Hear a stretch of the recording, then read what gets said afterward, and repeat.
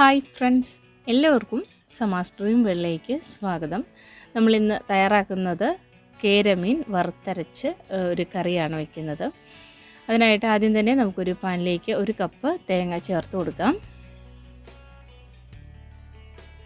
ഇനി നമുക്കിതിലേക്ക് കുറച്ച് കുരുമുളക്, ഒരു ചെറിയ പീസ് ഇഞ്ചി, 1-2 വെളുത്തുള്ളി അല്ലി, 2-3 ചുവന്നുള്ളി, കുറച്ച് കറിവേപ്പില, ഇത്രയും കൂടെ ഈ ഒരു തേങ്ങയുടെ കൂടെ ചേർത്ത് കൊടുക്കാം. എന്നിട്ടിത് നല്ലതുപോലെ ഒന്ന് റോസ്റ്റാക്കി എടുക്കാം.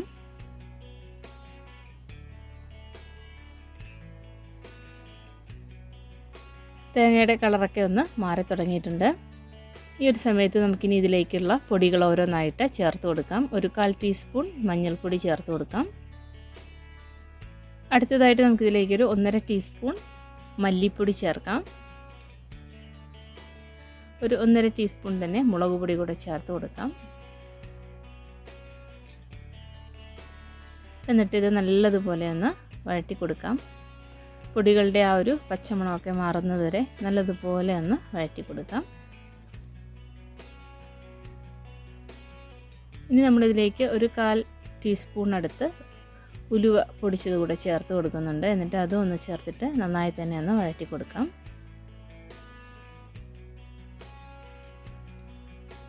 ഇപ്പോൾ ഇതാ പൊടിയെല്ലാം മൂത്ത് വന്നിട്ടുണ്ട്. ഇനി നമുക്കിതൊന്ന് മാറ്റി വെച്ചിട്ട് തണുത്തതിന് ശേഷം ഒന്ന് അരച്ചെടുത്തിട്ട് വരാം. അടുത്തതായിട്ട് നമുക്കൊരു മൺചട്ടി വെച്ച് കൊടുക്കാം. ഇതിലേക്ക് നമുക്ക് കുറച്ച് ഓയിൽ ഒഴിച്ചു കൊടുക്കാം.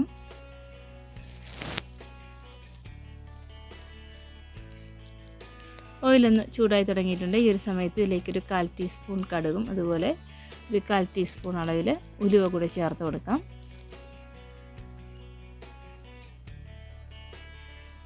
ഇതിലേക്ക് നമുക്ക് കുറച്ചധികം കറിവേപ്പില കൂടെ ചേർത്ത് കൊടുക്കാം. അടുത്തതായിട്ട് ഇതിലേക്ക് ഒരു 10 ചെറിയുള്ളി ചെറുതായി കട്ട് ചെയ്തതും, 1-2 അല്ലി വെളുത്തുള്ളി, ഒരു ചെറിയ പീസ് ഇഞ്ചി, ഒരു 2-3 പച്ചമുളക് നീളത്തിൽ കട്ട് ചെയ്ത് കൂടെ ചേർത്ത് കൊടുത്തിട്ടുണ്ട്.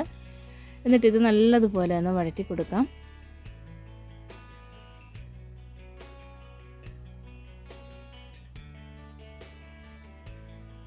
ഇപ്പോൾ എല്ലാം ഒന്ന് നന്നായി തന്നെ ഒന്ന് വന്ന് തുടങ്ങിയിട്ടുണ്ട്. ഈ ഒരു സമയത്ത് നമുക്കിനി ഇതിലേക്ക് നേരത്തെ തന്നെ തയ്യാറാക്കി വെച്ചിട്ടുള്ള തേങ്ങയുടെ ആ ഒരു കൂട്ടുകൂടെ ചേർത്ത് കൊടുക്കാം.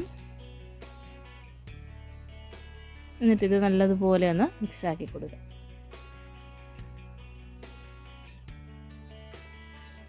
ഇനി നമുക്കിതിലേക്ക് ഗ്രേവിക്ക് ആവശ്യമായിട്ടുള്ള വെള്ളം എത്രയാണോ അത് ചേർത്ത് കൊടുക്കാം.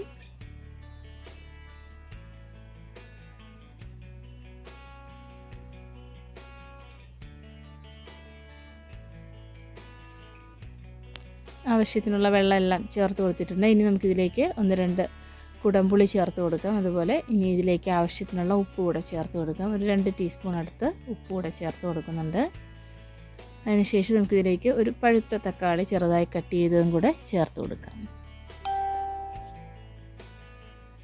ഇപ്പോൾ ഇത് കറിയെല്ലാം ഒന്ന് നന്നായി തന്നെ ഒന്ന് തിളച്ച് തുടങ്ങിയിട്ടുണ്ട്. ഈ ഒരു സമയത്ത് കഴുകി വൃത്തിയാക്കി വെച്ചിട്ടുള്ള ഈ ഒരു കേരമീൻ ചേർത്ത് കൊടുക്കാം.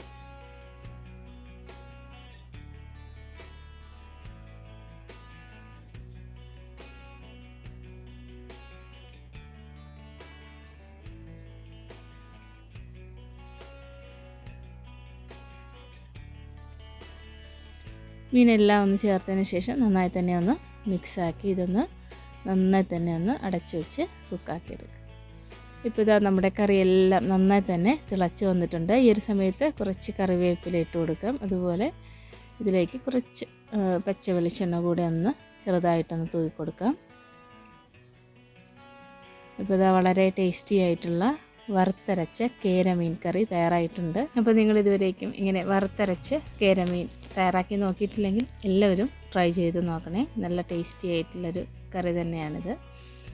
അപ്പോൾ ഇന്നത്തെ ഈ ഒരു വീഡിയോ നിങ്ങൾക്ക് ഇഷ്ടമായെന്ന് വിചാരിക്കുന്നു. പുതിയൊരു വീഡിയോയും വിശേഷങ്ങളും വിഭവങ്ങളും ഒക്കെ ആയിട്ട് വീണ്ടും കാണാം. ബൈ.